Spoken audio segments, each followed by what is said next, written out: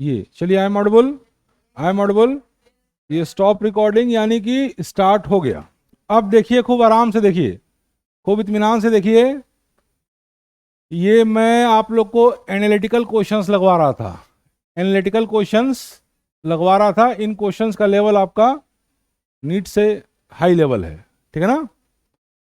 NEET JEE main से थोड़ा high level है इन क्वेश्चंस का। ये क्वेश्चन लगवा रहा हूँ, गौर से देखिए। 16 क्वेश्चन लगवाऊंगा लगभग 1 घंटा सवा घंटे में, और 16 तुरंत तैयार हो जाना चाहिए, 16 तुरंत तैयार हो जाना चाहिए। तो देखिए, ध्यान से देखिए, ये पहला क्वेश्चन कर रहे हैं, इसको गौर से देखिए। पहले क्वेश्चन समझिए। The moon's distance from the earth is इतना kilometre and its diameter subtends an angle this at the eye of the observer, the diameter of the moon is. ये पूछ रहा है, बात समझ में आ रही है। तो कह रहा है कि मून का डिस्टेंस अर्थ से कितना है, इतना। जैसे मान लीजिए ये मून है, ये मान लीजिए मून है, और ये उसका डायमीटर है। ये मून है, ये डायमीटर है, और मून का डिस्टेंस अर्थ से कितना है, कितना है, 3,60,000, 3,60,000। यानी ये डिस्टेंस 3,60,000 है, ये डिस्टेंस 3,60,000 है। बात समझ में आ रही बेटा। और ये मून का डायमीटर है। ये अर्थ के किसी ऑब्जर्वर के ऊपर जो एंगल सबटेंड कर रहा है, वो कितना एंगल है, 42 degree, 42 minute, 42 minute angle subtend कर रहा है। तो अब आपसे ये पूछ रहा है, ये इतनी बात तो दी है। मैंने कहा था कि न्यूमेरिकल क्या होता है, numerical is the application of basic concepts. तो पहली बात तो बेसिक कॉन्सेप्ट्स आपको आना ही चाहिए, ठीक है ना।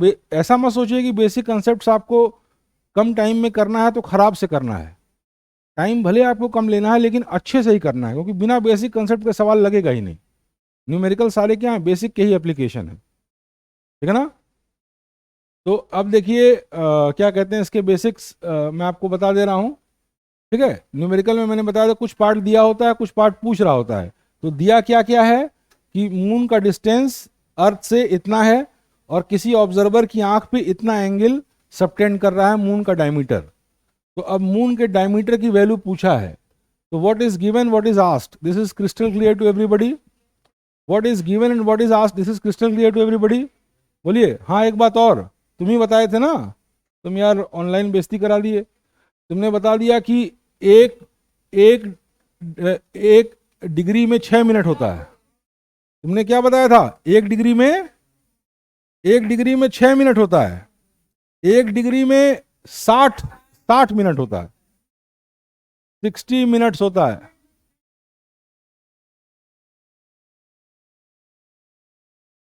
अच्छा, उल्टा, चलिए कोई बात नहीं, ठीक है। देखिए, ऐसा है कि एक डिग्री में 60 मिनट होता है, और 1 मिनट में कितना होता है, 60 सेकेंड। ये बात होती है। बात समझ में आ गई।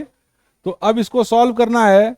तो मैंने आपसे बताया कि अगर अगर किसी बहुत बड़े इस अगर किसी बहुत बड़े सर्किल का कोई पार्ट लेंगे, किसी बहुत बड़ी सर्किल का पार्ट लेंगे, तो वो नियरली स्ट्रेट लाइन होगा। बात समझ में आई बेटा।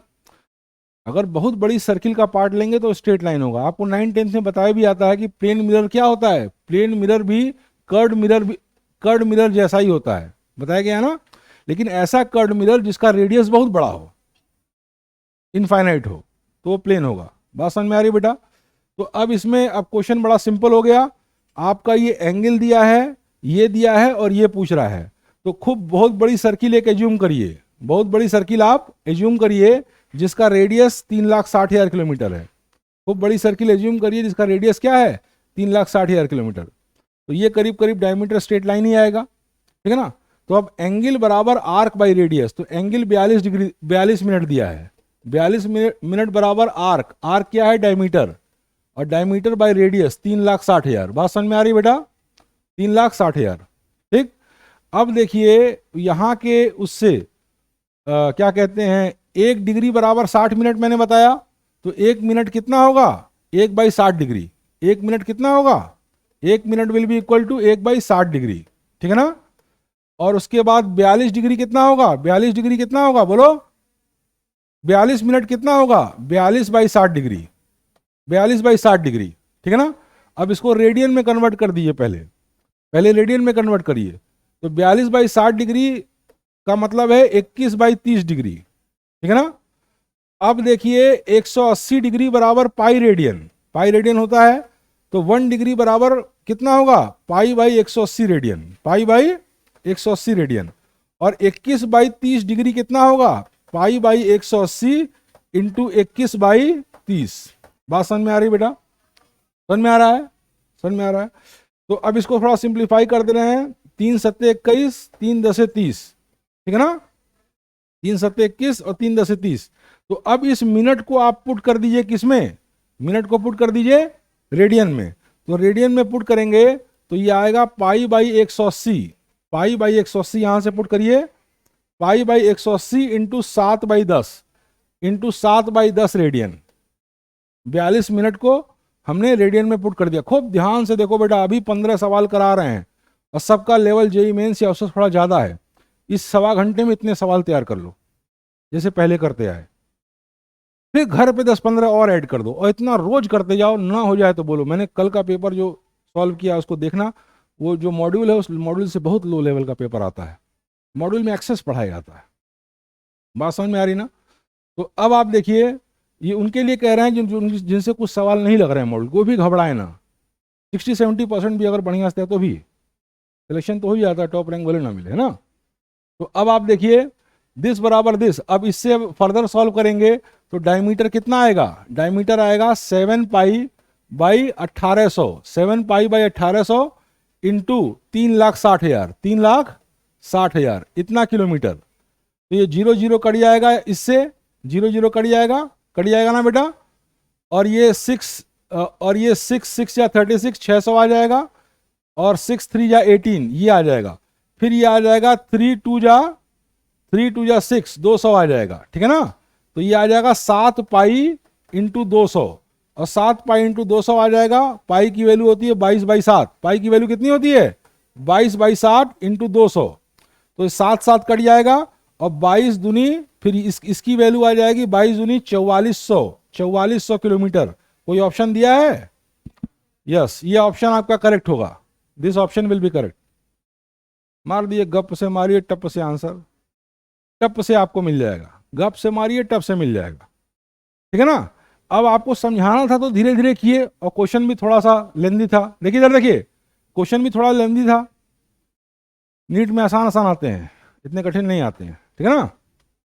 तो थोड़ा लेंदी था तो एक्सप्लेन करने में टाइम लगा। इतनी आपको इस तरह प्रश्न जब एग्जाम में आए तो इतनी बातें नहीं करनी है, इतनी बातें नहीं करनी है। इस डिग्री को रेडियन में मन में ही कैलकुलेट कर दीजिए, और सीधे यहां वैल्यू पुट करिए, डायमीटर बाय दिस, इतना ही सॉल्व करिए। यही इतना पार्ट आपको एग्जाम में आइडियल वे में सॉल्व करना है,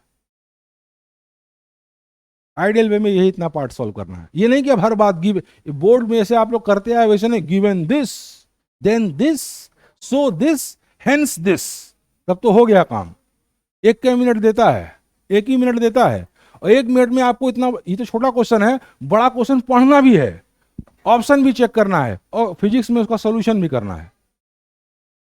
तो hence this is that so equal to ऐसे नहीं कर पाएंगे आप बस दिमाग में इतनी बात सोचेंगे, इतना लिखेंगे, और इसमें भी कई स्टेप खा जाएंगे और फट से करके आंसर मार देंगे, अगर सेलेक्ट होना है तो, है ना। अब देखिए अगली बात क्या है, मैं आपको एक बात बता रहा हूं, छोटी सी मैं डिस्कशन कर दूं। कल हम लोग जो है क्या किए थे, कल शाम को हम लोग नीट के पेपर का डिस्कशन किए थे, नीट के पेपर का लाइव डिस्कशन किए थे, ठीक है ना। 7 बजे तक हम लोग स्टार्ट कर दिए थे, तो 6 बजे के बाद तो पेपर हुआ, उसके बाद तक आया, फिर सेट आउट करने में जो लगा टाइम, है ना। तो उसमें देखिए 3 क्वेश्चन के आंसर नहीं आ रहे थे, 3 क्वेश्चन के आंसर नहीं आ रहे थे। जब बोर्ड पे कर रहे थे तो फंस गए क्वेश्चन। तो उसमें से एक क्वेश्चन जो रेडियस ऑफ गायरेशन वाला है, एक क्वेश्चन जो रेडियस ऑफ गायरेशन वाला है, वो क्वेश्चन ही गलत है। उस क्वेश्चन का कोई भी ऑप्शन नहीं सही है, उसमें सबको मार्क्स मिलेंगे। जो रेडियस ऑफ गायरेशन वाला क्वेश्चन है, उस क्वेश्चन का कोई भी ऑप्शन नहीं सही है। जो आंसर मेरा आया था वही आंसर सही है, तो वो आंसर किसी भी ऑप्शन में नहीं था, तो वो क्वेश्चन गलत है, उस पर सबको मार्क्स मिलेंगे। लेकिन सबको का मतलब वो है जिसने अटेम्प्ट किया होगा, जो अटेम्प्ट नहीं करेगा उसको नहीं मिलेगा। गलत अटेम्प्ट करेगा तो मिल जाएगा उसको, अटेम्प्ट ही नहीं किया तो क्यों मिलेगा, आपने कोशिश ही नहीं की तो क्यों मिलेगा। बात समझ में आ रही ना। तो अच्छा, अब नेक्स्ट बात देखिए, एक क्वेश्चन और था जिसका आंसर नहीं आया था, सुनिए, वो मैंने बीच में बताया था।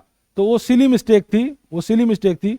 जैसे मान लिया कि बोल रहा था कि VRMS स्पीड 3 गुना बढ़ जाती है। जैसे एक टेम्परेचर दिया था और उस टेम्परेचर पे VRMS स्पीड दिया था, एक टेम्परेचर था उस पर VRMS स्पीड थी, उस पर VRMS स्पीड भी थी, बहुत सिंपल फॉर्मूला बेस्ड था। तो VRMS स्पीड होती है 3RT/m, जहां R क्या है gas constant, T temperature of the gas, M है molecular weight of the gas, ठीक है ना। तो कह रहा था कि वो टेम्परेचर दिया था -50 डिग्री जिस पे VRMS स्पीड V थी। फिर आपसे कह रहा था कि किस टेम्परेचर पे VRMS स्पीड 3 गुना बढ़ जाएगी, ये कह रहा था। तो 3 गुना बढ़ जाएगी तो मतलब 4 गुना हो जाएगी, 4 गुना हो जाएगी ना। और हम कैसे सॉल्व कर रहे थे, 3 गुना बढ़ जाएगी तो 3V कर दे रहे थे। बात समझिए, इधर देखिए 3V कर दे रहे थे इज इक्वल टू 3RT-/m, और फिर T डैश निकालते थे तो आंसर नहीं मिलता था। इसको 3-4 बार मैंने निकाला, 3-4 बार किया तो दिमाग पे प्रेशर में चढ़ गया था। सिंपल इंक्रीज कर जाती है, इंक्रीज कर जाती है, मतलब यहां पे हमको पुट करना था 4V, और जब 4V पुट करेंगे तो घप से आंसर आ जाएगा, टप से आंसर आ जाएगा। बात समझ में आ रही ना। ये 2 मिस्टेक थी, ठीक है। और एक और एजर्शन रीजन टाइप का क्वेश्चन था, उसमें मैंने बोला तो सही, मैंने बात तो सही बोली अपने मुंह से, लेकिन जब ऑप्शन दिखाया कि ऑप्शन ये सही होगा, वो गलती मार दी। उसमें A करेक्ट था और B रॉन्ग था उस क्वेश्चन में। यही 3 मिस्टेक थी, बाकी सबके आंसर मैच थे, ठीक है ना। बात समझ में आ रही। तो ये तो सिली मिस्टेक्स थी, बहुत सिली मिस्टेक कहेंगे, ठीक है ना। तो अब इधर देखिए, इधर देखो बेटा, वो जो है क्या कहते हैं, जैसे एंगुलर फ्रिंज विड्थ क्या होती है। एंगुलर फ्रिंज विड्थ बहुत आसान सी बात है, लेमडा। तीनों जो गलत हुए फॉर्मूला बेस्ड गलत हुए, जो एकदम डायरेक्ट फॉर्मूले बेस्ड थे, आसान आसान सवाल, वो गलत हो गए, ठीक है ना। तो अब थीटा एंगुलर विड्थ क्या है, λ/d। तो बोल रहा था कि लेमडा बढ़ेगा, अगर लाइट का लेमडा बढ़ जाएगा तो एंगुलर फ्रिंज विड्थ क्या होगी, हाँ बढ़ेगी। तो वो ये मुंह से मैंने वो बोला और आंसर गलत टिक कर दिया। यही 3 मिस्टेक है, बाकी सब सही है। बात समझ में आ गई ना, क्लियर है। अब देखिए अगला क्वेश्चन। ओरी बाबा, ये क्वेश्चन है, कौन इसको सॉल्व करेगा बताइए। खूब मस्ती से देखिए, खूब मस्ती से देखिए, खूब मजे मजे से। तुम नॉन स्कूलिंग हो गए हो गए हो, ठीक है। ये सारे वीडियोस देख लीजिए और 4 दिन का आपको मौका दे रहा हूं। 4 दिन के बाद आपसे जब फाइनल रिवीजन करूंगा तो इन वीडियोस में से जो पढ़ाया है वो पूछूंगा, ठीक है ना। वो क्लास ही है, वो बहु है ना, ठीक है। तो और इस बीच अगर आपको उसमें से कुछ नहीं समझ में आता है तो हमसे बाहर पूछ लीजिएगा, ठीक। अच्छा अब देखिए, अगर ये है तो वैल्यू ऑफ ए और अल्फा बताना है। कौन बताएगा, कौन बताएगा। चेन रूल कहां गए, अच्छा उधर। बताइए कौन बताएगा, बताइए कौन बताएगा, कैसे करेंगे। थोड़ा सा दिमाग लगाइए, हल्का सा, ज्यादा नहीं लगाना है, थोड़ा सा लगाना है, थोड़ा सा। नहीं लगा, अब इससे ज्यादा टाइम नहीं देंगे। क्लिक करने के लिए इससे ज्यादा टाइम नहीं होना चाहिए, अपने आप आ जाएगा कुछ दिन बाद, है ना। इसमें हम क्या करेंगे, हैं? अरे तब तो हाँ वैल्यूज पुट करके भी हो सकता है, तो लंबी कहानी हो जाएगी, वो बहुत लंबी कहानी हो। इसका एक तरीका आपको हम बता रहे हैं ना, थोड़ा सा अपनी किडनी लगा लीजिए, किडनी, किडनी मतलब दिमाग, brain. 3 cos theta, 3 cos theta plus 4 sin theta. अब इसमें हम क्या करेंगे, 5 से मल्टीप्लाई कर दीजिए। देखो बेटा, 5 से मल्टीप्लाई कर दीजिए और 5 से डिवाइड कर दीजिए, तो ये 3/5 cos theta plus 4/5 sin theta. इसको ऐसे लिख सकते हैं ना बेटा, ऐसे लिख सकते हैं, 5 से मल्टीप्लाई कर दीजिए, 5 से डिवाइड कर दीजिए, ठीक है ना। तो अब आप एक ट्रायंगल एज्यूम करिए, एक ट्रायंगल एज्यूम करिए जिसमें थीटा ये है और ये 3 है, ये 4 है, तो ये 5 हो गया, ठीक है ना। ये 3 है, ये 4 वो है, इसको 4 मानिए, इसको 4 मानिए, इसको 3 मानिए, तो ये 5 हो गया। और ये थीटा, एक ट्रायंगल एज्यूम कर लीजिए, एक ट्रायंगल एज्यूम कर लिए। तो अंदर वाला एक्सप्रेशन क्या हो गया, 3/5 कितना, 3/5 क्या होगा, साइन थीटा कॉस थीटा, ठीक है ना। इसको अल्फा, अल्फा एज्यूम करिए, थीटा नहीं, थीटा तो दिया ही हुआ है। एक एंगल अल्फा ज्यूम करिए तो क्या हो गया, sign A cos B plus cos A sine B, इसकी वैल्यू क्या होगी, साइन ए प्लस बी, साइन ए प्लस बी होगी, sign A cos B plus cos A sine B, इसकी वैल्यू क्या हो जाएगी, साइन ए प्लस बी, तो कितना हो जाएगा, साइन अल्फा प्लस थीटा। अब इससे कंपेयर कर दीजिए, अब जब इसके फॉर्म का आ गया, इसके फॉर्म का आ गया कि नहीं आ गया बेटा, अब कंपेयर करिए तो आप देखेंगे ए की वैल्यू है 5, यानी इसमें से एक सही है। थोड़ा सा इधर उधर मैनिपुलेट कर दीजिए, है ना, थोड़ा सा हल्का सा मैनिपुलेट करिए और कुछ नहीं करना। और ये मैनिपुलेशन शुरू में आप देखेंगे, शुरू में आपको ट्रेन किया जाएगा, उसके बाद आपका ब्रेन इससे भी कठिन मैनिपुलेशन, टीचर से भी बढ़िया मैनिपुलेशन करना सीख जाएगा कुछ ही दिन में, ठीक है ना। तो अब ये इनमें से एक सही है। अब देखिए साइन अल्फा प्लस थीटा, ठीक है ना, तो अब इसमें क्या कहते हैं, अल्फा की वैल्यू निकालिए, अल्फा की वैल्यू कितनी होगी, साइन अल्फा बराबर 3/5, तो alpha is equal to sine inverse 3/5, alpha is equal to sine inverse 3/5, तो ये वाला आपका ऑप्शन हो गया ना, गप से आ गया आंसर। तो इस क्वेश्चन में देखिए कुछ नहीं करना था, जो आप कह रहे थे बार बार वैल्यू पुट करके देखें, थोड़ा लंबा प्रोसेस हो जाता, हाँ वैल्यू पुट करके देखना थोड़ा सा लंबा होता। तो अब इसमें बस आप इतना करिए, 5 से डिवाइड कर दिए, 5 से मल्टीप्लाई कर दिए, एक ट्रायंगल ऐसे बना दीजिए, ट्रायंगल ऐसे बना दिया, तो उसके बाद sign A cos B plus cos A sine B क्या होगा, साइन अल्फा प्लस थीटा, और फिर इस वाले से कंपेयर कर दीजिए, तो ए की वैल्यू 5 आ जाएगी और अल्फा की वैल्यू इस ट्रायंगल से आ जाएगी साइन इनवर्स 3/5, और घप से आंसर मार देंगे और टप से नंबर मिल जाएगा। टप से मिल जाएगा, मिलेगा कि नहीं मिलेगा, बोलो भाई, हो जाएगा। एकदम क्लियर है बेटा, बताओ, हम जल्दी नहीं चलेंगे, आराम आराम चलेंगे, सबको समझना है। समझ में आ रहा है बेटा पीछे से। और देखिए मतलब इसको आप जान लिए, जो भी A1 बैच में के लायक नंबर पाया वो सब सेलेक्ट हो सकते हैं, इधर से भी हो सकते हैं, लेकिन वो तो एकदम हो सकते हैं, ठीक है ना। अब नेक्स्ट बात देखिए, अब इस क्वेश्चन को बताइए कैसे करेंगे। If velocity of a particle is given by this, then average velocity in the interval this is, कैसे बताएंगे, बोलिए कैसे करेंगे। वेलोसिटी ऑफ अ पार्टिकल ऐसे दी है, तो एवरेज वेलोसिटी पूछ रहा है, कैसे करेंगे बताइए, बोलिए कैसे करेंगे, थोड़ा दिमाग लगाना पड़ेगा, ये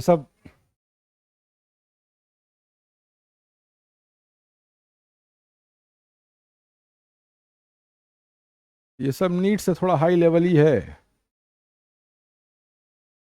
एवरेज वेलोसिटी कैसे निकालेंगे, उड़ी बाबा हैं,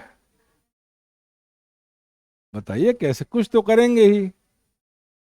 एक बार सब बोल दिए, डिफरेंशिएशन करेंगे, इंटीग्रेशन करेंगे, ये करेंगे, कुछ तो करेंगे ही, कैसे करेंगे बताइए।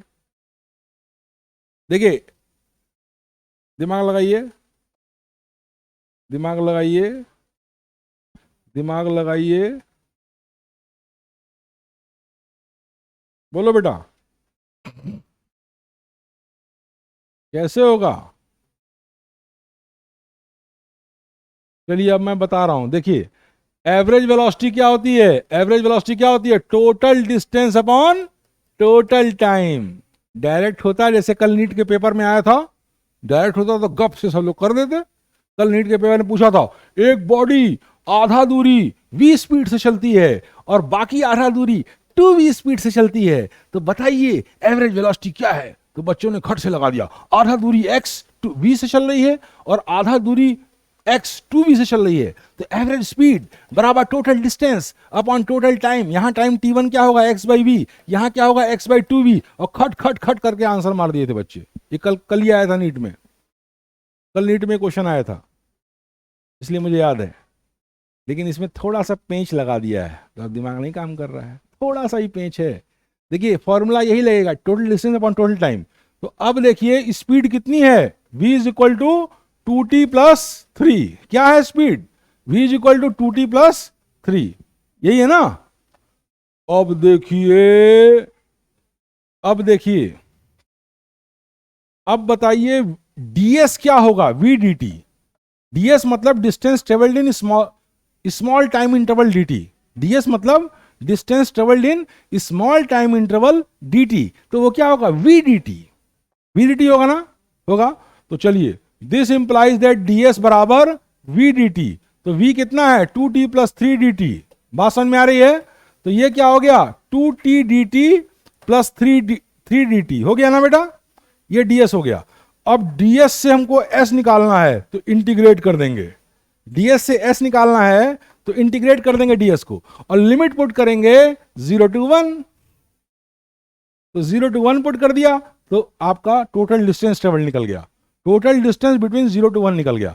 तो अब जब इसको इंटीग्रेट करेंगे तो इंटीग्रेशन का फॉर्मूला पुट कर दिए, इसको अगर इंटीग्रेट करेंगे तो क्या होगा 2t² होगा ना, बोलो बेटा। इसको करेंगे तो क्या होगा 3t, और ये कौन सा इंटीग्रल है, डेफिनिट की इनडेफिनिट, क्या है डेफिनिट, तो कांस्टेंट नहीं पुट करेंगे, तो कांस्टेंट नहीं पुट करेंगे। देखो कोई भी ऐसा सवाल किसी भी लेवल पे बेसिक के अलावा नहीं आता है, मैं शुरू से ही कह रहा हूं, और धीरे धीरे विश्वास तुम लोग को आ रहा होगा, बाद में 2-4-5 महीने बाद एकदम तुमको लगेगा कि जो कह रहे हैं एकदम 100% सही बोल रहे हैं, ठीक है ना, सब बेसिक सही लगता है।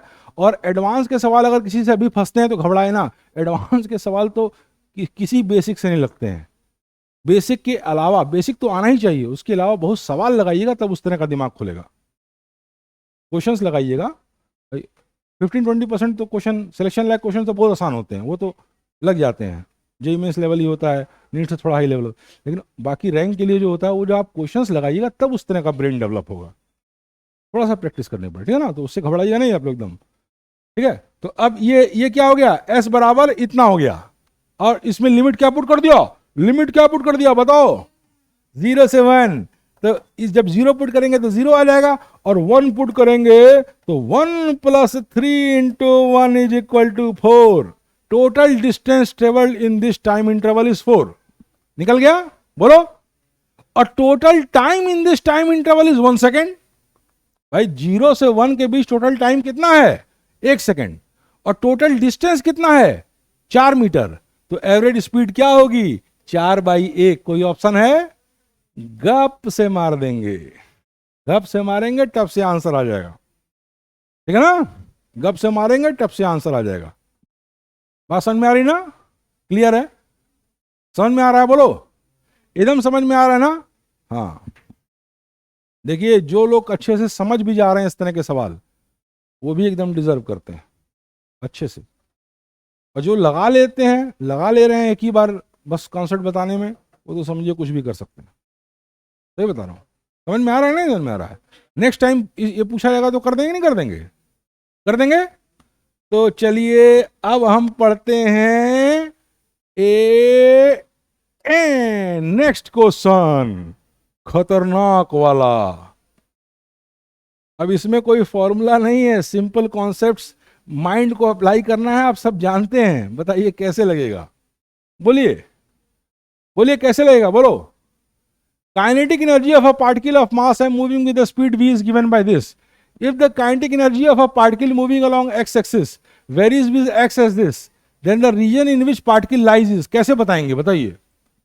काइनेटिक एनर्जी दी हुई है इतनी, हाफ mv², और अगर कोई पार्टिकल x एक्सिस के अलॉन्ग मूव कर रही है तो उसकी काइनेटिक एनर्जी 9 - x² है, तो बताइए कि ये पार्टिकल किस रीजन में लाई कर रही है, कैसे बताएंगे।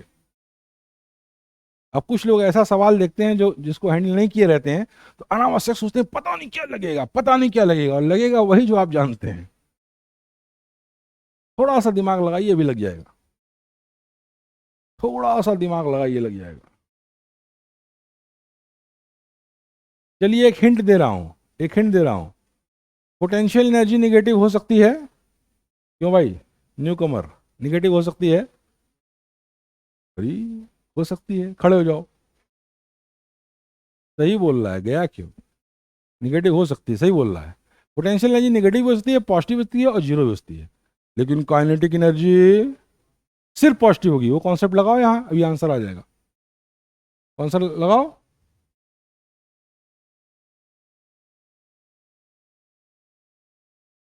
अभी नहीं लग रहा है, लेकिन अभी धीरे धीरे लगने लगेगा, धीरे लगने। वहाँ क्लास में तुम्हारी क्या पोजीशन रहती थी, मतलब टॉप 10 में थे, एक फिर भी ऐसे मतलब सबसे बढ़िया ही है civil lines, RPM civil line सबसे बढ़िया है, सब तो अच्छा है, ठीक है, बढ़िया, लगा दिया दिमाग। तो देखो काइनेटिक एनर्जी कितनी होगी, काइनेटिक एनर्जी होगी 9 minus x square, this should be greater than equal to 0, बस यही लगा दो। This implies that x square should be less than equal to 9, less than equal to 9। X square की value या तो 9 से कम होनी चाहिए या 9 के बराबर होनी चाहिए। तो किस ऑप्शन में हो रहा है वो, किस ऑप्शन में हो रहा है, सिर्फ इसमें हो रहा है, इसी में हो रहा है ना। इसी पीरियड में वो बात है कि एक्स स्क्वायर की वैल्यू 9 से या तो कम है या तो उसके बराबर। इसमें क्या हो रहा है कि उससे ज्यादा हो जा रही है। इसमें क्या हो रहा है, अरे बाबा ये तो इनफाइनाइट हो जा रही है, ये क्या हो जा रही है, अनंत हो जा रही है, यहां तो बातें नहीं है। तो ये तो खला एकदम सिरे से खारिज है, और ये भी जो है सिरे से खारिज है। केवल यही आंसर है, एकदम क्लियर है, ये आपका आंसर। समझ में आ गया। अब क्वेश्चन समझ गए कि नहीं समझ गए। जो तीनों सवाल हम लोग प्रैक्टिस कराए हैं उसमें ऐसा नहीं है कि कोई ऐसी बात थी जो इस क्लास में बतानी थी। अगर प्रीवियस कॉन्सेप्ट भी ठीक ठाक है तो क्वेश्चन समझ में आया। एंगल बराबर आर्क बाई रेडियस पता था, एंगल बराबर आर्क बाई रेडियस होता है, पता था। अरे एंगल बराबर आर्क बाई रेडियस था, रेडियस पता था ना। तो पहला क्वेश्चन उसी पे बेस्ड था। ये क्वेश्चन हम सिंपल 9-10 के कॉन्सेप्ट पे ही है ना। अच्छा क्लियर है, क्लियर है। अब देखिए अगला क्वेश्चन, टिंग। टिंग क्या है ये देखिए, the sum of magnitude of two forces acting at a point is 16, if the resultant force is 8 newton, its direction is perpendicular to smaller force, then the force is, क्या कह रहा है, sum of magnitude of two forces acting on a point is 16 Newton. यानी दो force हैं, उनके magnitude का सम क्या है, 16 न्यूटन, ठीक है ना। और रिजल्टेंट फोर्स 8 न्यूटन है, और वो स्मॉलर फोर्स के परपेंडिकुलर है। रिजल्टेंट फोर्स कितना है, 8 न्यूटन है, रिजल्टेंट फोर्स 8 न्यूटन है। एक मिनट रुक जाइए, रिजल्टेंट फोर्स कितना है, 8 न्यूटन है, और स्मॉलर फोर्स के ये तो गलत बना दिए। देखो दोनों फोर्सेस का मैग्नीट्यूड का सम क्या है, 16 है, और रिजल्टेंट फोर्स कितना है, 8 न्यूटन। देखिए रिजल्टेंट फोर्स है 8 न्यूटन, और वो स्मॉलर फोर्स के परपेंडिकुलर है। तो एक फोर्स ये है, एक फोर्स ये है, बात समझ में आ रही ना। और रिजल्टेंट फोर्स कितना है, 8 न्यूटन है, और स्मॉलर फोर्स के परपेंडिकुलर है। तो यानी ये केस बन गया, ए वेक्टर प्लस ये वेक्टर बराबर ये वेक्टर, ठीक है ना। ये केस बन गया। तो कह रहा है देन द फोर्सेज आर, तो फोर्सेस की वैल्यू बताइए।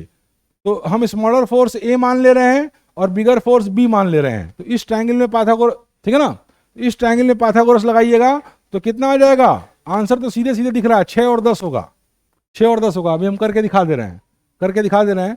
तो अब देखिए ये होगा ए स्क्वायर प्लस 8 स्क्वायर बराबर B square. This implies that B square minus A square बराबर 8 स्क्वायर। ये क्वेश्चन 2 आ गया, ये क्वेश्चन 2 आ गया। और ये क्वेश्चन कितना है, 1। दोनों दो इक्वेशन है और दो वेरिएबल है। सॉरी सॉरी, देखिए दो इक्वेशन है, दो वेरिएबल हैं, तो कितने सोल्यूशन होंगे। ये सब बात अगर पता है तो इसका मतलब पढ़ा है। सिंपल सिंपल बात, चारों बातों का जवाब दिया इस लड़के ने, सिंपल सिंपल बात। और क्या, कोई हम आपसे जे एडवांस का सवाल थोड़ा पूछते हैं। आप 10th पास करके जो बच्चा आया उसको ये सब तो पता होना चाहिए, है ना। तो दो इक्वेशन है, दो वेरिएबल है, आप सॉल्व करेंगे तो ये आपका आंसर हो जाएगा, 6 न्यूटन और 10 न्यूटन। ये क्वेश्चन समझ में आ गया सबको, बोलो बेटा क्वेश्चन समझ में आ गया। इधर देखो न्यूमेरिकल में कुछ नहीं है, कुछ तो है ही, मतलब कोई खास बात नहीं है। Something is given and something is asked, यही न्यूमेरिकल है। आपको बेसिक्स एकदम क्लियर होने चाहिए, और बहुत कम टाइम में। कम टाइम का मतलब ये नहीं खराब से, कम टाइम में अच्छे से, कम टाइम में अच्छे से बेसिक्स क्लियर होने चाहिए। बेसिक्स क्लियर होने चाहिए। आपको इंग्लिश आनी चाहिए, इंग्लिश, इंग्लिश, अगर इंग्लिश नहीं आएगी तो सवाल नहीं समझ पाएंगे आप, या तो फिर हिंदी मीडियम से दीजिए, ठीक है ना। तो आपको लैंग्वेज आनी चाहिए, कहने का मतलब लैंग्वेज को आपको फास्ट पढ़ के डायग्नोस करिए कि what is given and what is asked, ठीक है ना, और अप्लाई करिए रिलेवेंट कॉन्सेप्ट को, आपके सारे आंसर्स आएंगे, आएंगे। बोलो बेटा, समझ में आ रहा है, क्लियर है, बोलो क्लियर है। अब देखो अगला question, at what angle must the forces this and this act so that the resultant be this. कौन लगा लेगा, बात बताइए, किस एंगल पे ये दोनों फोर्स एक्ट करें कि रिजल्टेंट इतना होगा, कौन बता देगा, कौन बता देगा, जल्दी से बताइए, हाथ उठाइए जो बताएगा। सिर्फ लाइन ऑफ एक्शन बताना है, सिर्फ लाइन ऑफ एक्शन बताना है, सिर्फ क्या बताना है, लाइन ऑफ एक्शन। कौन बता देगा, बोलो बोलो, क्या सोच रहे हो,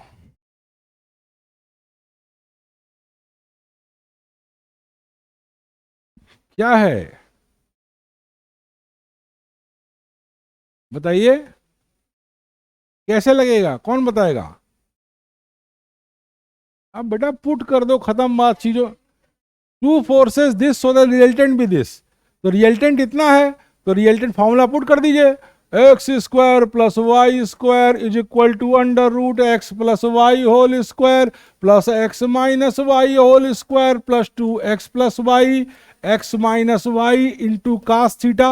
अब इसी को सॉल्व करके थीटा की वैल्यू निकाल लीजिए, जिससे मैच करे उसको टिक कर दीजिए, यही तो करना है। तो कम से कम ये बात खट से बताना चाहिए ना कि ऐसे करेंगे। आप सीधे फॉर्मूले में पुट कर दीजिए और सॉल्व कर दीजिए, थीटा की वैल्यू निकाल लीजिए, जो मैच करे उसको मार दीजिए। इतनी बात तो आपको बोलना चाहिए था ना, बोलना चाहिए कि नहीं बोलना चाहिए था, बोलिए। हाँ, और देखिए एकदम इन्वॉल्व होके पढ़िए, एकदम इन्वॉल्व होके पढ़िए, ये मत सोचिए कि हमको आता है तो हम नहीं बोलेंगे, आप बोलना चाहिए। Every response will make you positive, will unlearn your fears will be unlearned, ठीक है ना, आपके फियर्स अनलर्न होंगे। और धीरे धीरे करते करते एक समय ऐसा आएगा, देखो जब बॉल फुटबॉल दिखेगी, इसका मतलब जानते हो, जब 10-20 रन तक बल्लेबाज बनाता है तो देख देख के बनाता है, बॉल आ रही है कि नहीं। खैर अब तो चीजें चेंज हो गई हैं, अब तो पहली बाल से सब मार देते हैं। अगर 8 बजे मैच है तो 6 बजे से उठ के पहले ही आंख जमा लेते हैं और पहली बाल से उड़ा देते हैं। नहीं तो वैसे नॉर्मली 10-15 रन तक आदमी शेक ही खेलता है, उसके बाद जब उसका फोकस फ्लो बन जाता है तो जहां बल्ला घुमाता है वहीं बाल आती है और रन बनता जाता है, ठीक है ना। तो देखिए अब आप देखिए, इसको स्क्वायर करेंगे तो हो जाएगा x square plus Y square is equal to x square plus Y square plus 2y plus x square plus Y square minus 2y plus 2x square minus Y square cos theta. मंत्र पढ़ दिया ना, मंत्र पढ़ा तो ये उड़ गया, ये उड़ गया, और X square plus Y square इससे कट गया, और ये जब इधर आ गया तो minus x square plus Y square आ गया, और divided by 2x square minus Y square is equal to cos theta. This implies that theta is equal to cos inverse this. कौन सा ऑप्शन है, कौन सा ऑप्शन है, देखिए theta is equal to cos inverse this, तो पहला, ये पहला ऑप्शन है ना, minus x square plus Y square upon twice x square minus Y square, ये पहला ऑप्शन आपका सही है, गप से मार दीजिए, आपको नंबर मिल जाएगा, मिल जाएगा ना। बोलो बेटा, एकदम फील आ रहा है कि नहीं, क्वेश्चंस का फील आ रहा है कि नहीं, और क्वेश्चंस ही लगाना है। और अभी जो बैच स्प्लिट हुआ है, इधर देखो, एडवांस में जो 6-7 घंटा हर हफ्ते चलेगा, उसमें सिर्फ सवाल होंगे, उसमें एक थ्योरी नहीं बताऊंगा, और थ्योरी अगर यहां से तैयार करके नहीं आए तो वहां पे मैं बड़ी पिटाई करूंगा, जान लो।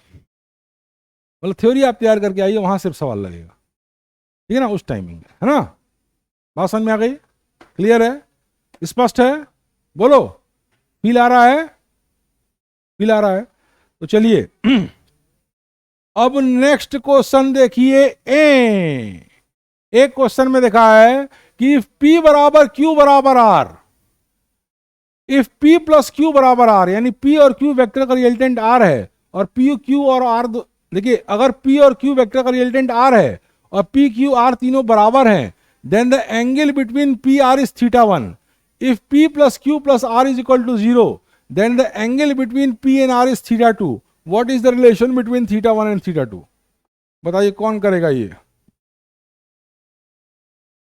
ये तो कतई नहीं होगा, ये तो हो ही नहीं सकता।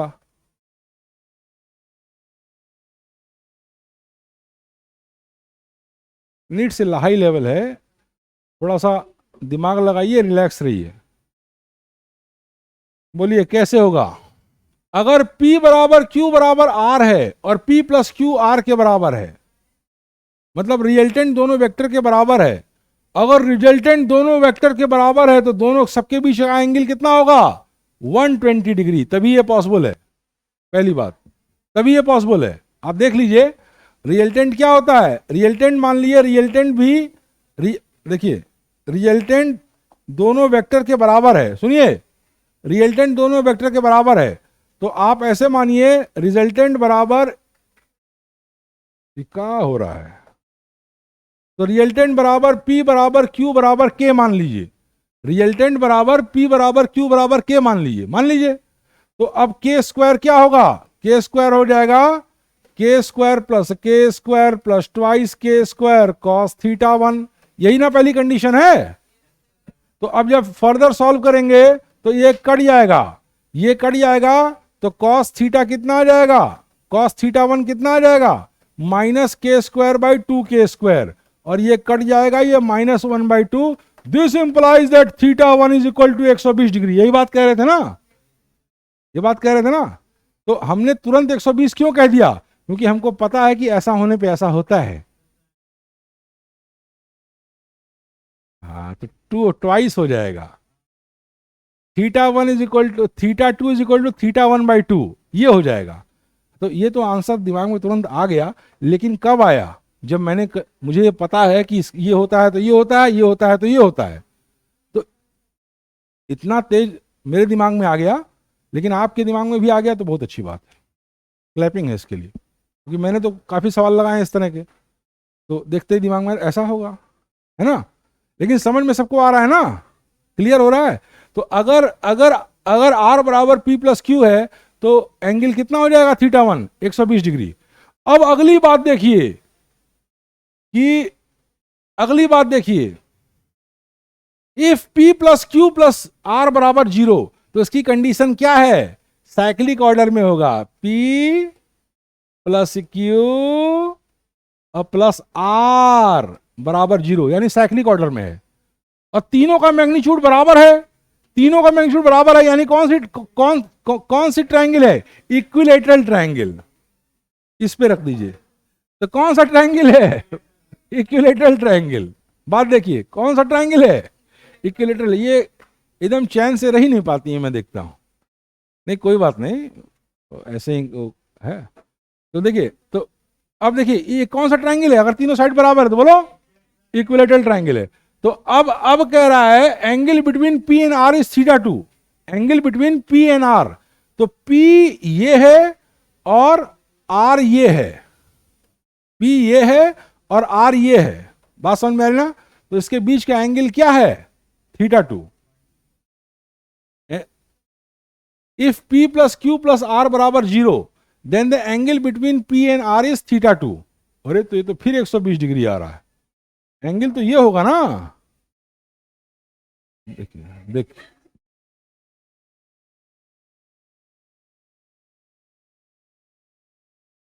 Praise him in the morning, praise him in the evening. Press तो करना ही चाहिए। खैर मैं तो डेली प्रेस करता हूं, हर पेज पे प्रेस करता हूं। ये प्रेज ही है, ये प्रेज ही है, हैं? तो अब आप देखिए, गौर से देखिए, कह रहा if P plus Q plus R बराबर 0, तो P plus Q plus R बराबर 0, तो P ऐसे है और Q ऐसे है। देखिए Q ऐसे है, P प्लस Q और प्लस R बराबर 0, यानी साइक्लिक ऑर्डर में है। बात समझ में आ रही ना? तो if P plus Q plus R बराबर 0, P Q R, ये क्या है? ये 0 है, तो यानी कि साइक्लिक ऑर्डर में है। ये साइक्लिक ऑर्डर में है। तो अब then the angle between P and R is theta 2, तो angle between P and R ये ना होगा बेटा, है? हैं? हाँ, कुछ गड़बड़ कर रहे हैं क्या हम लोग? देखिए, गिवन दैट P बराबर Q बराबर R, तो इसको हमने K मान लिया, इसको क्या मान लिया? K मान लिया। इफ P प्लस Q बराबर R, P plus Q, P बराबर Q बराबर R और P प्लस Q बराबर R, यानी R रिजल्टेंट है, तो तीनों को K मान लिया, तो रिजल्टेंट बराबर इतना होगा, तो एंगल कितना हो गया सबके बीच में? 120 डिग्री। पहले केस में θ1 कितना आ गया? 120 डिग्री, ठीक है ना? और अगर P plus Q plus R बराबर 0, अगर P plus Q plus R बराबर 0, then the angle between P and R is theta 2. Then the angle between P and R,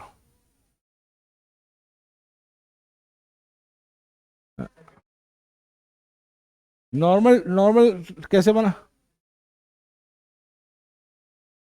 हाँ, एक minute. The angle between P and R, क्या हो रहा है? P ऐसे गया, P ऐसे गया, और R ये, तो ये भी तो 120 डिग्री आएगा। Then the angle between P and R is theta 2, तो what is the relation between theta 1 and theta 2?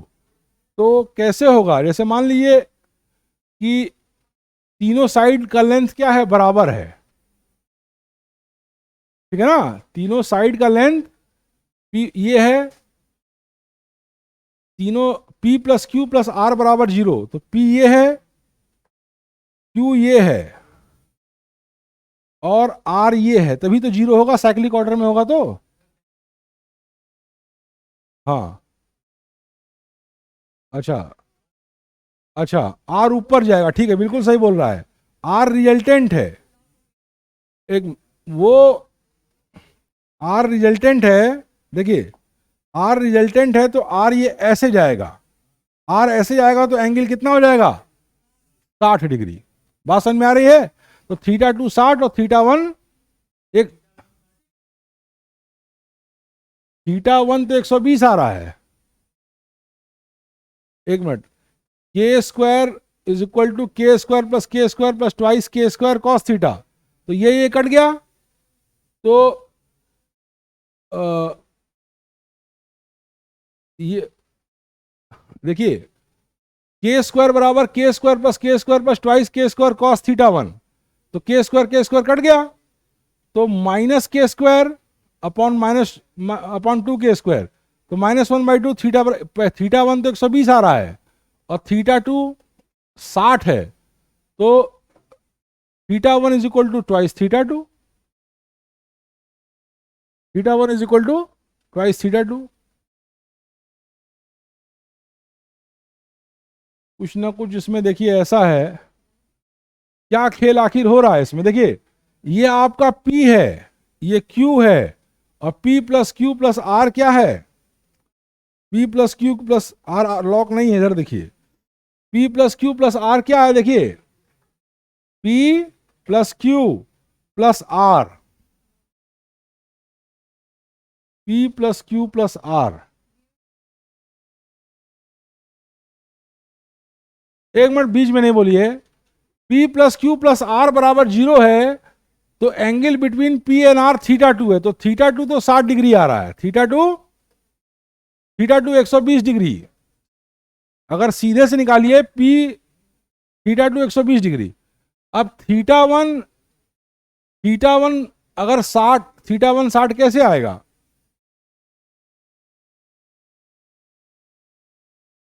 हाँ हाँ,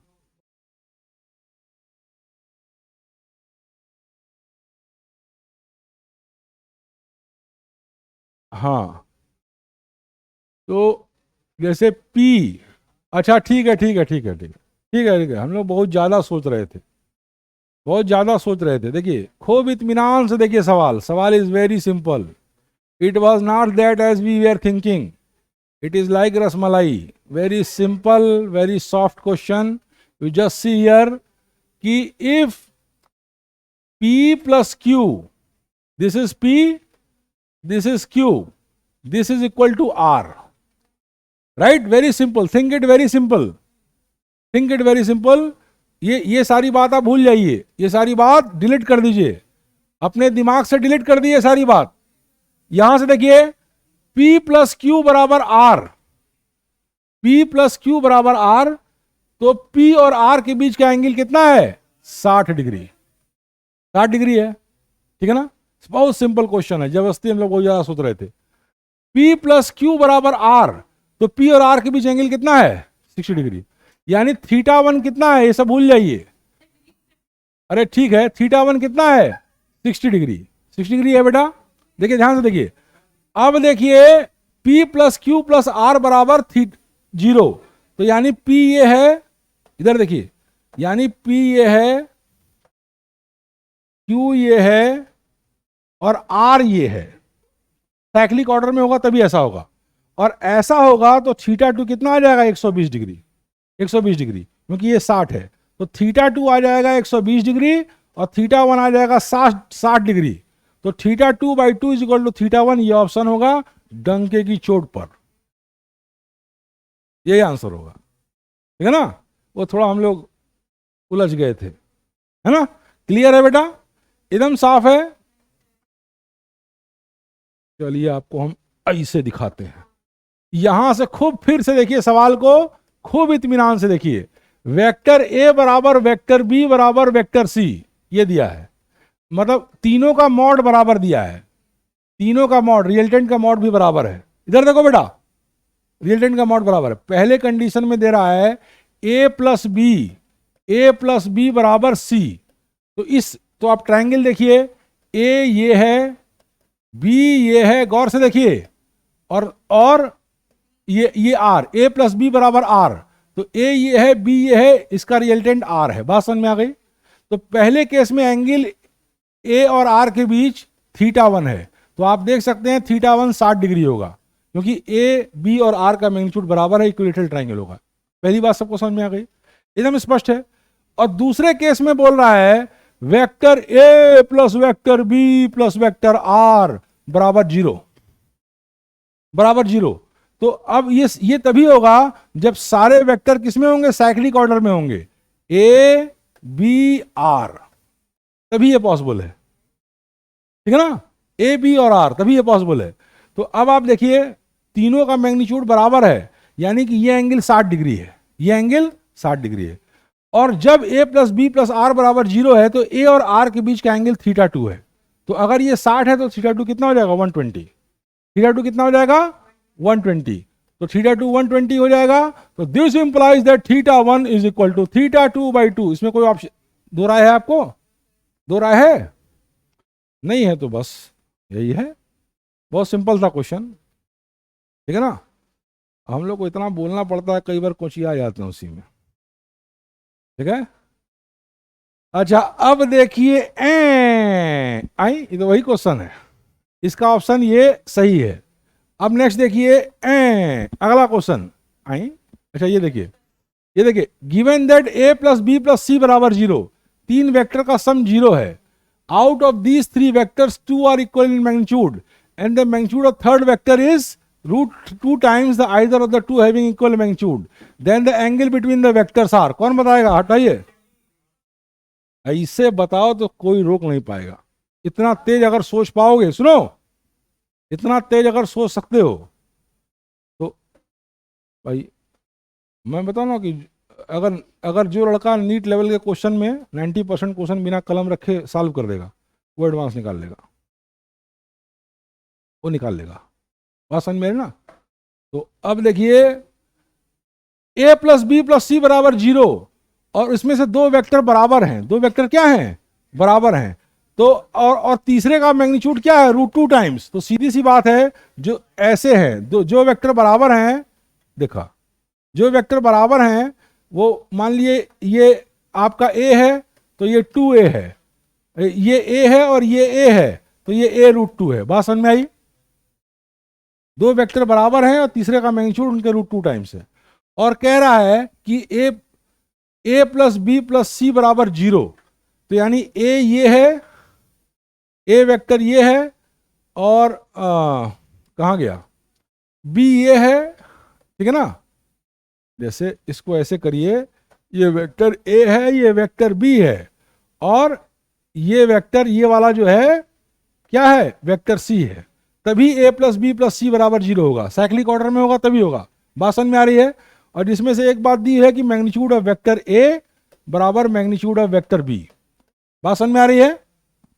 और तीसरा वेक्टर जो है इनका रूट 2 टाइम्स है, तो इसका मतलब है ए और बी वेक्टर के बीच का एंगल जो होगा वो 90 डिग्री होगा, ऐसे ही ट्रायंगल बनेगा।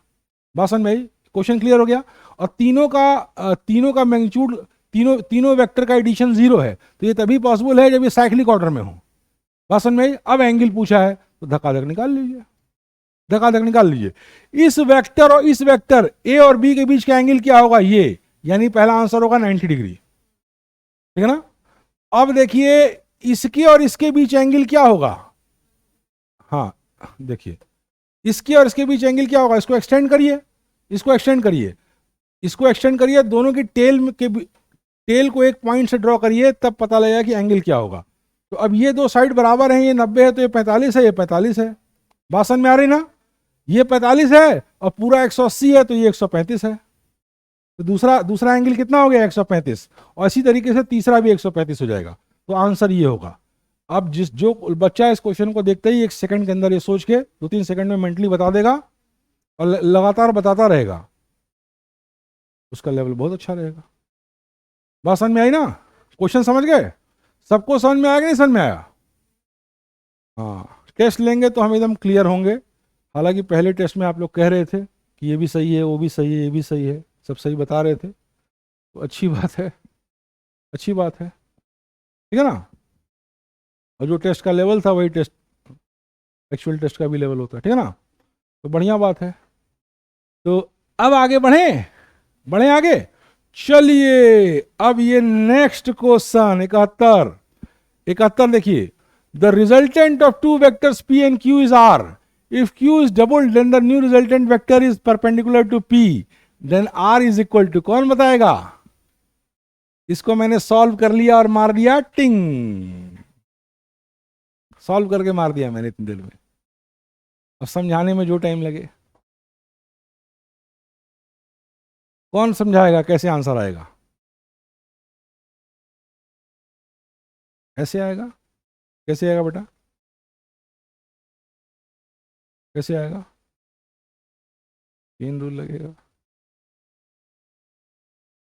बताइए कैसे लगेगा, बोलिए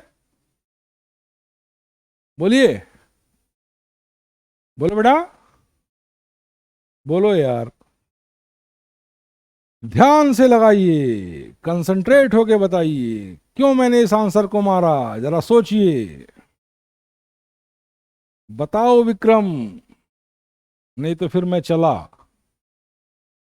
बोलिए बोलिए कैसे होगा, बोलिए। देखो सॉल्व कर रहे हैं, गौर से देखिए। The magnitude of resultant of two vector is R, यानी p प्लस क्यू बराबर आर। बात समझ में आ रही बेटा, p प्लस क्यू बराबर R. If q is doubled, अगर q को डबल करते हैं, q को डबल करते हैं तो जो रिजल्टेंट वेक्टर मिलता है, मान लीजिए r डैश है, तो ये r डैश p के परपेंडिकुलर होता है। तो अब डॉट प्रोडक्ट का फॉर्मूला लगा दीजिए, ठीक है ना। जब इसको डबल करते हैं तो जो वेक्टर मिलता है, जब q को डबल करते हैं, देखिए जब वेक्टर q को डबल करते हैं तो ये रिजल्टेंट होगा r डैश, और फिर कह रहा है कि r डैश क्या है, परपेंडिकुलर टू p है। तो यानी vector r dash dot p is equal to, अगर परपेंडिकुलर है डॉट प्रोडक्ट कितना हो जाएगा, बोलो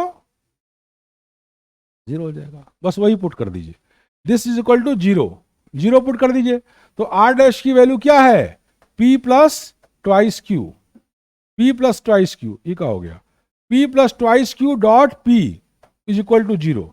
अब देखिए दिस डॉट दिस बराबर 0, तो अब कौन सा लॉ लगाएंगे, कौन सा लॉ लगाएंगे, dot product of two vectors obey, कौन सा लॉ इसमें अप्लाई करेंगे।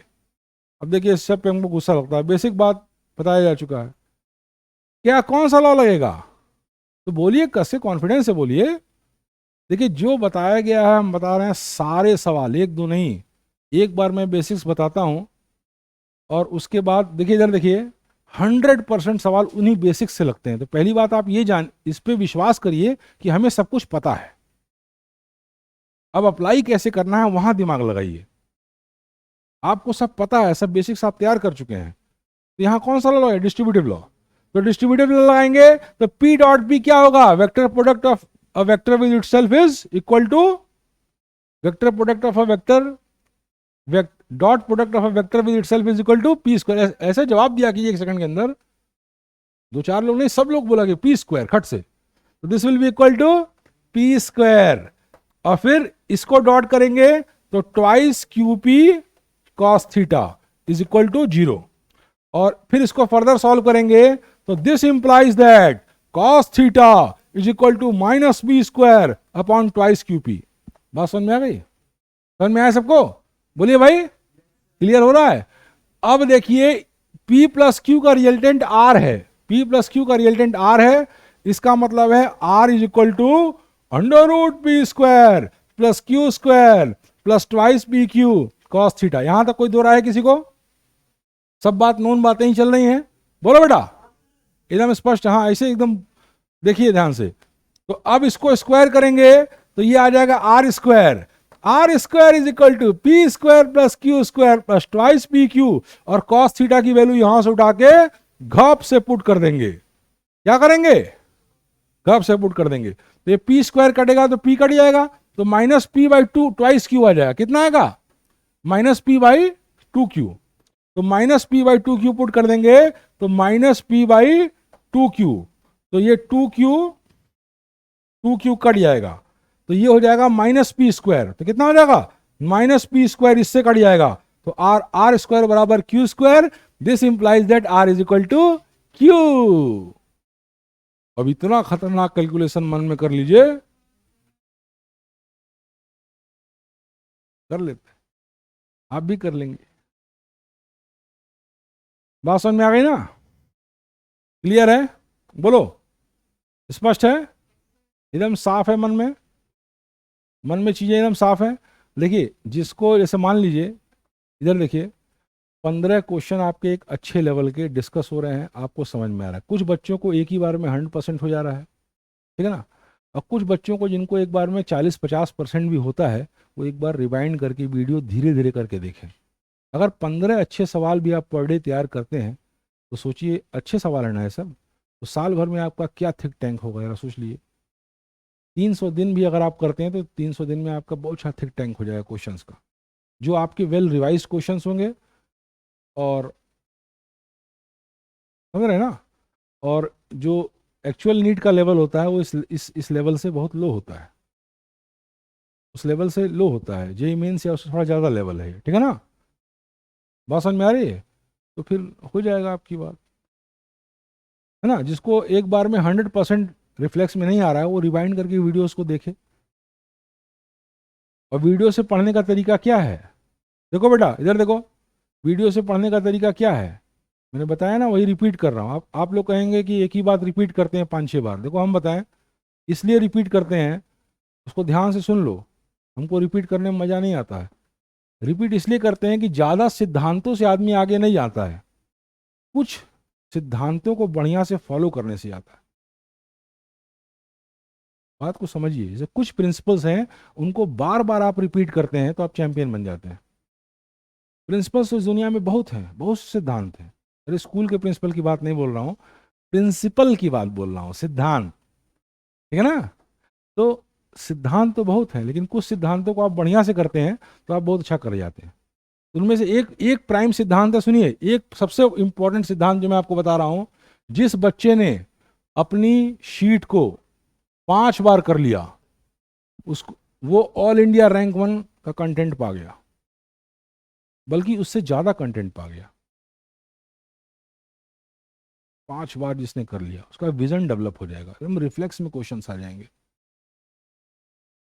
ठीक है ना? तो इस सिद्धांत पे एकदम स्टिक कर जाइए, और अगर 2 बार भी अच्छे से कर दिया तो भी सिलेक्ट हो जाएंगे। लेकिन जिसने 5 बार कर दिया, एकदम क्या पता ऑल इंडिया रैंक 1 मारे, और क्या पता टॉप 100 में मारे, वो वाला सीन आ जाएगा। जरूरत से ज़्यादा होता है इस सब में। एक दो बार भी कर दिया तो भी सिलेक्ट होने लायक तो रहेगा ही, ठीक है ना। तो अब देखिए, अब आइए आप नेक्स्ट क्वेश्चन।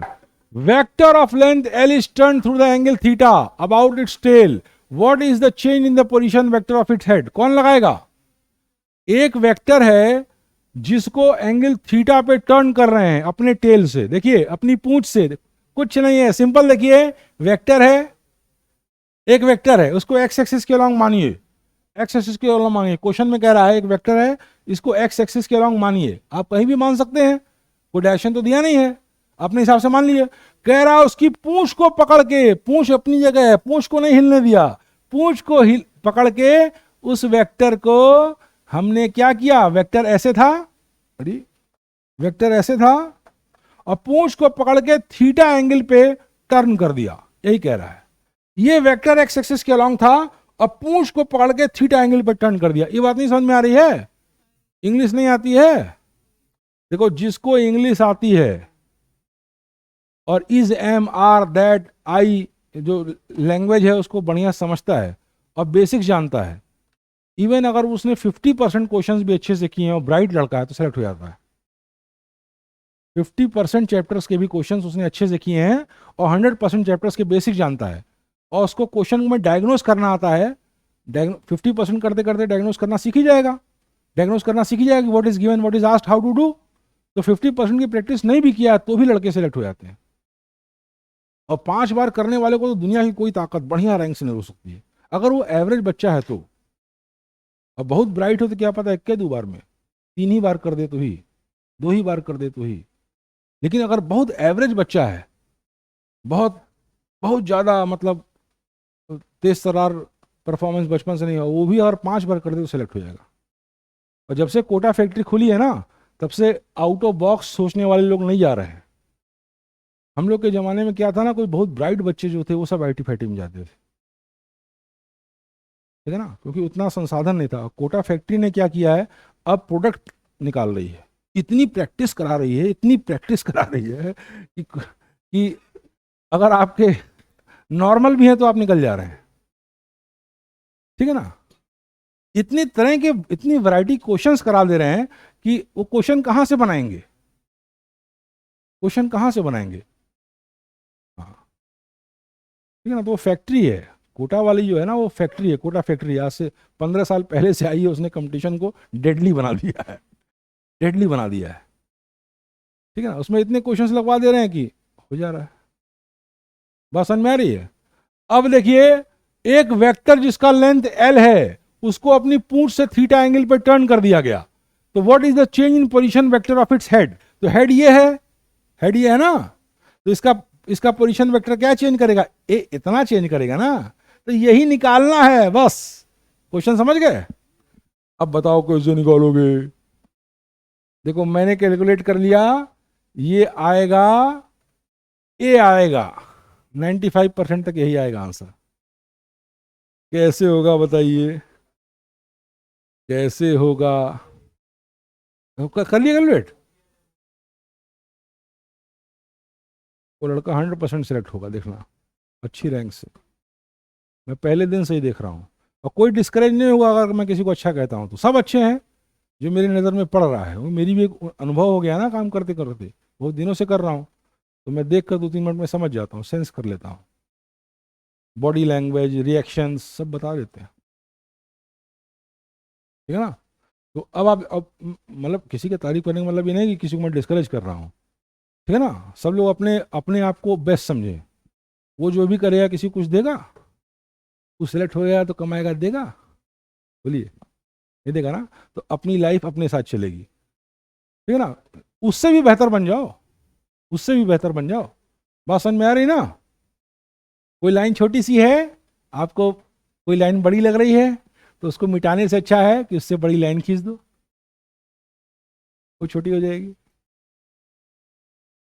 कोई लाइन बड़ी है तो बहुत लोग क्या करते हैं, 90% लोग क्या करते हैं समाज में, उस लाइन को मिटाने में लग जाते हैं। अरे कोई खास नहीं, अरे बेकार, अरे यूं ही, अरे फ्लूक में दो परफॉर्मेंस है। तो उससे बेटर क्या होता, उससे भी बड़ी लाइन खींच दो। उससे बेटर क्या है, उससे भी बड़ी लाइन खींच दो, पॉसिबल है वो। बात समझ में आ रही बेटा? अच्छा, अब नेक्स्ट देखो, मैं इसको करके दिखा रहा हूं। ये वेक्टर क्या होगा, अगर ये R1 है, ये R2 है, तो ये वेक्टर क्या होगा, R2 माइनस R1 होगा ना। यही डेल्टा एस निकालना है कि नहीं निकालना है, यही डेल्टा, मान लो ये वेक्टर डेल्टा एस है, यही निकालना है। तो डेल्टा एस क्या होगा, कहां पे देखिए, डेल्टा एस कहां होगा, R2 माइनस R1 होगा कि नहीं होगा, बोलो बेटा, होगा। क्लियर हो? अब देखो, अगर थीटा एंगल पे इसको टर्न किया, लेंथ L है, तो इस R2 वेक्टर क्या हो जाएगा, R2 वेक्टर हो जाएगा L cos थीटा आई। जैसे ये लेंथ तो L ही है, तो R2 vector L cos theta I और plus L sin theta J, ये R2 वेक्टर हो जाएगा। और R1 वेक्टर क्या होगा, R1 वेक्टर क्या होगा, L आई हो जाएगा। तो R2 माइनस R1 क्या हो जाएगा, बताओ फटाक से, क्या हो जाएगा, R2 माइनस R1 क्या होगा, L cos theta minus L आई और प्लस L sin थीटा, हो जाएगा ना बेटा, हो जाएगा ना। अब इसी का मैग्नीट्यूड बता रहा है कि जो what is the change in the position vector of its head. तो position vector of its head तो ये होगा, तो लेकिन आंसर जो दिया है वो मैग्नीट्यूड के टर्म में दिया है, मैग्नीट्यूड के टर्म में दिया है। तो इस वेक्टर का मैग्नीट्यूड निकाल दो, तो मैग्नीट्यूड क्या होगा, under root of L cos theta minus L whole square, यही ना होगा मैग्नीट्यूड। अगर X I plus Y J कोई वेक्टर है, कहां भाई, आरपीएम में ऐसा ही होता था, ध्यान से देखिए, इधर देखिए, गौर से देखिए। तो अगर कोई वेक्टर है X I plus Y J, तो उसका मैग्नीट्यूड क्या होगा, under root X square plus Y square, तो दिस स्क्वायर और plus L sin theta whole square, यही ना होगा बेटा, बोलो जी। अब इसको सॉल्व करेंगे तो यही आंसर आएगा, मैं सॉल्व करके दिखा दे रहा हूं। इसको यहां सॉल्व करते हैं, जगह कम है, तो यहां सॉल्व करते हैं, तो ये आ जाएगा L square cos square theta, ये क्या आएगा, L square cos square theta plus L square minus twice L square cos theta और plus L square sine square theta, यही आएगा ना, बोलो बेटा, यही आएगा। और L square cos square theta plus sine square theta क्या हो जाएगा, 1। ये cos square theta plus sine square theta क्या हो जाएगा, 1। तो ये फर्दर जब ये आएगा, तो ये आएगा इस तरीके से, L square plus L square यानी twice L square minus twice L square minus twice L square cos theta, यही ना आएगा बेटा, यही आएगा ना। अब देखो, इसको जब फर्दर सॉल्व करेंगे तो आ जाएगा twice L square 1 minus cos theta, 1 minus cos theta आ जाएगा।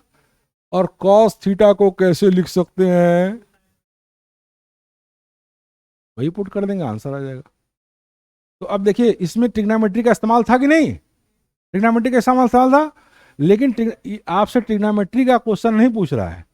इसी मैंने बताया था ना कि मैथमेटिकल टूल पढ़ना है आपको, क्या पढ़ना है, मैथमेटिकल टूल, उसका इस्तेमाल से सवाल लगेंगे, उसके इस्तेमाल से सवाल लगेंगे। बात समझ में आ रही बेटा? तो अब जब इसको फर्दर सॉल्व करेंगे तो कॉस थीटा होता है 1 माइनस 2 साइन स्क्वायर थीटा, तो ये आ जाएगा ट्वाइस L स्क्वायर, और 1 माइनस 2 करेंगे तो 1 कट जाएगा। हाँ हाँ, पुट करके वही बात तो आएगी। तो 1 minus 2 sign square theta by 2, 1 1 cut गया, तो माइनस माइनस प्लस हो गया, तो twice L square into 2 sign square theta by 2, तो 2 2 बाहर आ जाएगा, ट्वाइस L बाहर आ जाएगा, और twice L sine theta by 2 answer आ जाएगा। बात समझ में आ रही ना? तो twice L sine theta by 2 answer है। आ गया ना, आ गया ना। इतना टफ नीट रूट में नहीं आता है, इतना टफ आएगा तो फिर सबकी चौंक ले लेगी, इतना आसान तो है नहीं, है ना। लेकिन फिर भी आप लोग तैयार रहिए, कैसा भी आए, ठीक है ना।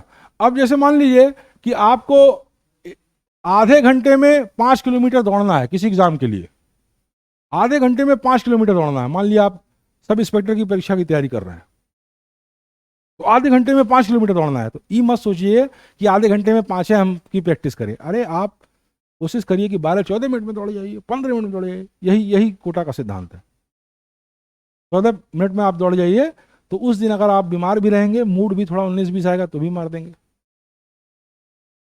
बात समझ में आ रही ना? तो जो शीट आपको जो एडवांस वाली है, वो शीट जब आप पूरी लगा लेंगे 5 बार ना, तो आपको वो सब आपको सारे सवाल आते रहेंगे।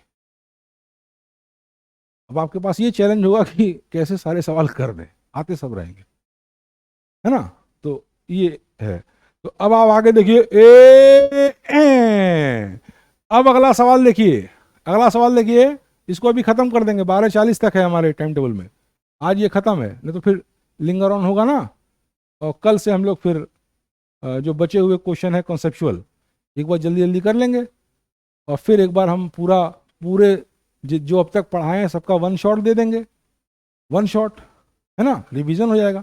तो आपके अंदर से गट फीलिंग बहुत मजबूत हो जाएगी, अंदर से आप अच्छा फील करेंगे। अच्छा आप देखिए, two vectors this are such that this बराबर दिस, देन सेलेक्ट इनकरेक्ट स्टेटमेंट। तो ऑप्शन 3 बिल्कुल सही बोल रहा है। अगर a बराबर 0 होगा तो b बराबर -b होगा, जो कि पॉसिबल नहीं है। पॉसिबल है? अगर ये होगा तो वेक्टर b बराबर माइनस वेक्टर b होगा। ये संभव है? ये संभव है। तो इनकरेक्ट स्टेटमेंट बताना है, तो इनकरेक्ट स्टेटमेंट यही होगा। b बराबर 0 भी संभव है। अगर b बराबर 0 है तो a बराबर a, वो तो एकदम ही संभव है, वो तो एकदम ही संभव है। और a क्रॉस b बराबर 0 और a डॉट b बराबर 0, ये हो भी सकता है, नहीं भी हो सकता है, लेकिन ये तो पक्का नहीं होगा। a बराबर 0 तो पक्का नहीं होगा, क्योंकि a बराबर 0 हो गया तो b बराबर -b होगा, जो कि संभव ही नहीं है। बात समझ में आ रही बेटा? समझ में आ रहा है इस स्पीड से? सुनो, ऐसा है, इधर देखो, हमें अपना ज्ञान नहीं बताना है। अगर आप मेरे साथ चल सकते हैं तो ये स्पीड ठीक है, बल्कि इससे भी तेज स्पीड से पढ़ाया जा सकता है। लेकिन अगर आप 100% मेरी बात इस स्पीड से नहीं समझ रहे हैं तो हमें टोकिए, हम स्पीड धीमे कर देंगे। हमें आपको ना ग्रूम करना है। समझ में आ रहा है? एकदम ओके बताओ। कोई भी एक बच्चा जिसको लग रहा हो कि स्पीड ज़्यादा तेज है वो टोक सकता है, मैं स्पीड धीमे कर दूंगा। और स्पीड डिपेंड करती है कि व्यूअर्स कैसे हैं। बात समझ में आई ना? उस बैच में देखना स्पीड बहुत तेज होगी, जो अलग हो रहा है A1 उसमें स्पीड तेज होगी, ठीक है ना। तो आप लोग बता दीजिए, अगर किसी को कोई दिक्कत हो तो बताइए। बताइए, स्पीड ठीक है? बोलिए, स्पीड ठीक है? स्पीड ठीक है? ईमानदारी से बोलनी है। आप नए हैं, पहले वीडियो पुराना देख लीजिए, है ना। स्पीड ठीक है? ईमानदारी से बोलिए। ठीक है? पीछे तो ठीक होगी। आप बताइए। चलिए, पीछे ठीक ही है। अब देखिए अगला question. 3 vector satisfy the relation a dot b बराबर 0 एंड a डॉट c बराबर 0। इसका मतलब क्या है? हाँ, इसे आंसर जवाब दीजिए। इसे एकदम बोला नहीं, क्वेश्चन आया नहीं कि आंसर बोलिए। और ये सुनिए, ये अभी कुछ बच्चे बोल रहे हैं, लेकिन जो बच्चे लगे रहेंगे ना, 3-4 महीने बाद देखिएगा, 3-4 महीने बाद देखिएगा सब बोलने लगेंगे। और जब इस तरह से क्वेश्चन देखते ही आंसर बोलना सीख जाएंगे, तुरंत तो आत्मविश्वास बहुत बढ़ जाएगा। वही बस बढ़ाना है। आप हमें कुछ आपको देना, हमें आपके अंदर कुछ डेवलप नहीं करना, आपके अंदर है, उसको मुझे आपको एहसास दिलाना है बस। और ज़्यादातर बच्चों के अंदर होता है, वो एहसास नहीं मिल पाता उनको राइट समय से, इसलिए बहुत लोग मेरा जीवन कुछ काम ना आया टाइप में हो जाते हैं, जैसे सूखे पेड़ की छाया, वो तरह से हो जाते हैं।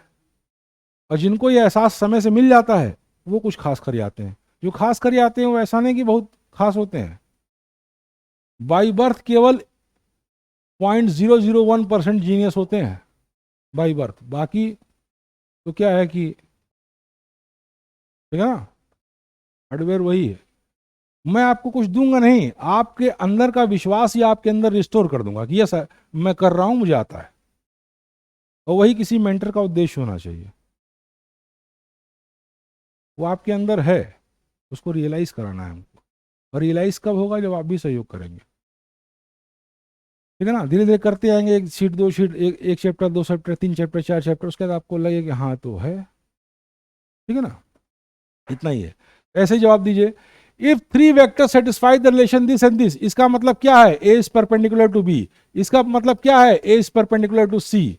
Then A can be parallel to, A किसके पैरेलल हो सकता है? बोलिए, B cross C. B cross C क्या होगा? बी और सी दोनों के परपेंडिकुलर होगा। और ए भी बी और सी के दोनों परपेंडिकुलर है, तो इसके पैरेलल हो सकता है। कोई जरूरी नहीं कि है, कोई जरूरी नहीं कि इसके पैरेलल होगा ही होगा, लेकिन हो सकता है। बाकी ऑप्शन देखिए, बी डॉट सी क्या है, बी डॉट सी क्या है, बी डॉट सी जो वेक्टर होगा स्केलर होगा, बी डॉट सी स्केलर होगा, तो यहाँ डायरेक्शन का मतलब ही नहीं है, यहाँ डायरेक्शन का मतलब ही नहीं है, तो परपेंडिकुलर परपेंडिकुलर का कोई कॉन्सेप्ट ही नहीं है यहाँ। बात समझ में आई। और वेक्टर बी और सी के तो ए परपेंडिकुलर है, तो ये ऑप्शन है ही नहीं भाई। अगर ए डॉट बी बराबर 0 है तो वेक्टर बी के तो परपेंडिकुलर है, तो पैरेलल तो बी के हो ही नहीं सकता, ये ऑप्शन तो संभव ही नहीं है। और ए डॉट सी बराबर 0, ठीक है ना, तो यानी कि वेक्टर ए जो है सी के परपेंडिकुलर है, तो ए के पैरेलल हो ही नहीं सकता, तो ये दो ऑप्शन तो जड़ से हट गए। बात समझ में आ रही है। और ए और बी डॉट सी तो स्केलर है, तो यहां पे डायरेक्शन का कोई मतलब ही नहीं है। मतलब है, बोलो यार, नहीं मतलब है ना। तो अब आपका इसके पैरेलल हो सकता है, कोई जरूरी नहीं कि पैरेलल हो, लेकिन इसके पैरेलल वो हो सकता है। बात समझ में आ रही ना, क्लियर है, बम बम है एकदम, एकदम मतलब फील आ रहा है, फील आ रहा है। अभी इसके बाद मैं वन शॉट करूंगा, one shot vectors and mathematical tool, मतलब एक दो पीरियड में लगातार खटाखट जो पढ़ाए रिवाइज कर दूंगा, ठीक है ना, एकदम रैंडम एक्सेस मेमोरी में होनी चाहिए बातें। अच्छा अब देखिए next question, square of the resultant of two forces of equal magnitude is equal to 3 times the product of their magnitude. The angle between them is, कौन बताएगा, जल्दी बताइए।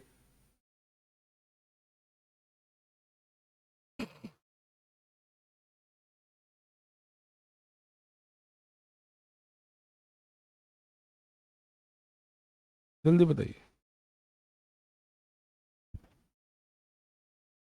चलिए अब करते हैं हम लोग, square of the resultant of two forces of equal magnitude, तो यानी कि दो फोर्सेज इक्वल मैग्नीट्यूड के, तो मान लीजिए मैग्नीट्यूड ए है, तो A square plus twice A square cos theta, इस मैग्नीट्यूड का स्क्वायर, इसका मैग्नीट्यूड का स्क्वायर, बात समझ में आ रही है, is equal to 3 times the product of the magnitude, तो प्रोडक्ट ऑफ द मैग्नीट्यूड भी ए स्क्वायर होगा, क्योंकि दोनों वेक्टर बराबर हैं। बस इसी को सॉल्व कर लीजिए। इसको जब आप सॉल्व करेंगे तो ये आ जाएगा 2a² plus 2a² cos theta बराबर 3a²।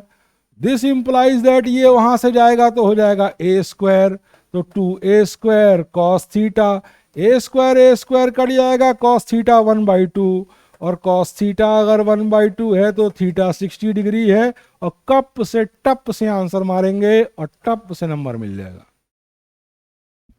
इस एमनीट्यूड में आता है इस टाइप का, ठीक है ना, ठप से मारेंगे ठप से आ जाएगा। एक भी क्वेश्चन बाहर नहीं आता यार, एक भी क्वेश्चन बाहर नहीं आता है। अगर एनसीईआरटी किसी ने 5 बार लगा दी है, उसका दिमाग ठीक ठाक है, तो जे मेंस तक तो बड़े आराम से निकाल लेगा। ब्रिलियंट लड़का है, अगर कम देख के ज़्यादा समझता है, कुछ बच्चे ऐसे होते हैं ना, थोड़ा सा देखे ज़्यादा पकड़ पकड़ लिए, खत देख के लिफाफा देख के खत का मजनून पढ़ लिए, इस टाइप के लड़के होते हैं ना, कुछ उड़ती चिड़िया के पर गिन लिए, बोलिए, होते हैं ना, तो वैसे लड़के एडवांस भी निकाल लेंगे, सब नहीं। लेकिन जो रेजोनेंस की शीट, मतलब वो जो शीट पूरी लगा लेगा, वो उसका क्या होगा, वो जनरल लड़का भी निकाल लेगा, तब ब्राइट की बात नहीं है। बात समझ रहे हैं नहीं, हम कहना क्या चाहते हैं, कुछ लोग बच्चे कम पढ़ के ज़्यादा अप्लाई कर लेते हैं, तो ऐसा अगर एवरेज बच्चा भी है तो शीट लगा के बढ़िया मार देगा, क्योंकि इतने तरह के क्वेश्चंस हैं उसके अंदर, इसीलिए फैक्ट्री कहा गया है ना, देयर इज अ फैक्ट्री। उस सिस्टम को आप फॉलो करिए, उस फैक्ट्री से आपका काम बन जाएगा, ठीक है ना। अब भाई इतने सवाल लगाने के बाद तो एक एवरेज बच्चा भी निकल जाएगा जब इतनी तरह की बातें देख लेगा, ये कहने का मतलब है, ये कहने का मतलब है ना, इतनी आर्टिफिशियल इंटेलिजेंस उसके अंदर आ जाएगी, ठीक है ना। अब देखिए नेक्स्ट, देखिए अगला बात, और शायद ये आज का अंतिम प्रश्न होगा। आज का अंतिम प्रश्न आपके सामने है, आपकी स्क्रीन पे, और इससे आपको एक भी पैसा नहीं मिलेगा। बताइए कैसे करेंगे, कौन करेगा जल्दी बताइए।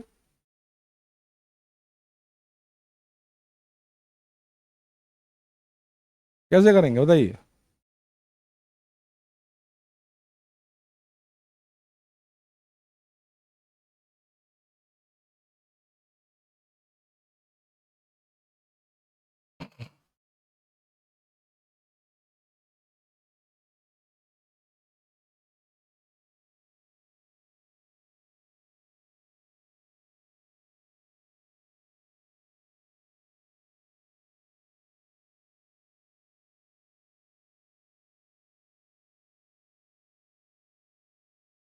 ये कैसे करेंगे? हमको लाइन ऑफ एक्शन बता दो कोई लड़का, खड़े हो गए बताइए, खड़े हो बताइए।